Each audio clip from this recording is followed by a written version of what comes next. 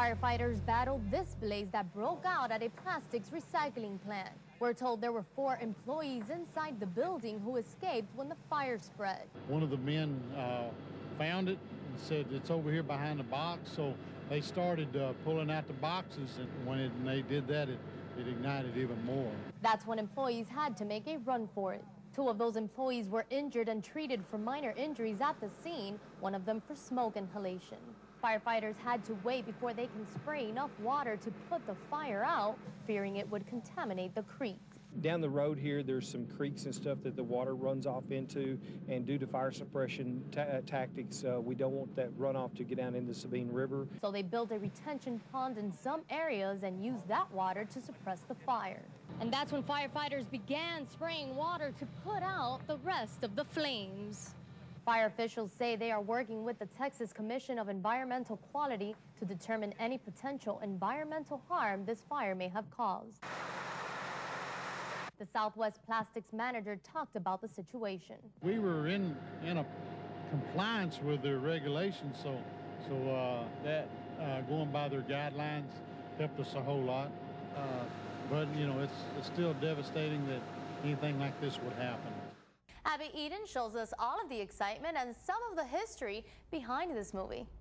I, too, am American. Some of the stars of The Great Debaters were there for a special screening of a movie they're proud of. Everyone who's seeing it is expressing such joy, and that's food for our soul. People in Marshall were ecstatic to have them there. Denzel in his Wiley College baseball cap was refreshed to celebrate the movie with the fans in the Texas city. It's wholesome, it's hometown.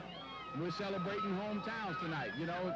I wouldn't be anywhere else. But there's more than just glitz and glamour to this movie. There's the story of an inspiring Wiley College professor, Melvin Tolson, and his brilliant students who beat Southern California University and many others in debate competition. The movie does not stick to the total truth. It doesn't have to. It's not a documentary, it's a movie. Gail Beal was good friends with James Farmer Jr., one of the real debaters played by Denzel Whitaker in the movie. She says Farmer talked about his time at Wiley College often. When he was on that debate team, he was 15 years old. He graduated from Wiley at 18, and he talks about his social life was nothing. But The Great Debaters isn't the first time Farmer had the chance to be immortalized by Hollywood.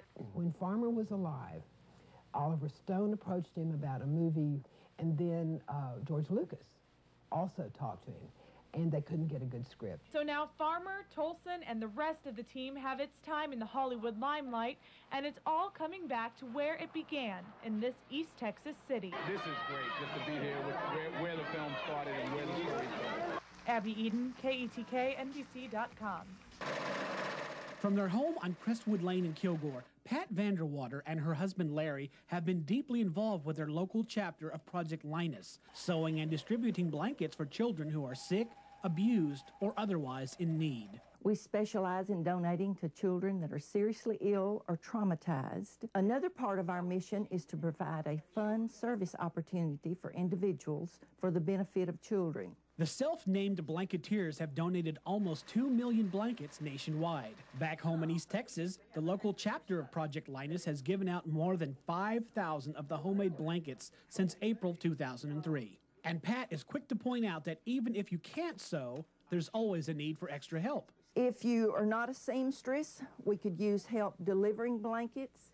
We could use help financially to buy materials to make the blankets. As Pat and Larry make a delivery to the Crisis Center in Kilgore, it's clear that a handmade blanket is an especially welcome gift for a child in need. And some of them have been moved from pillar to post, and don't have anything really of their own. It gives them a warm feeling of having something that's theirs.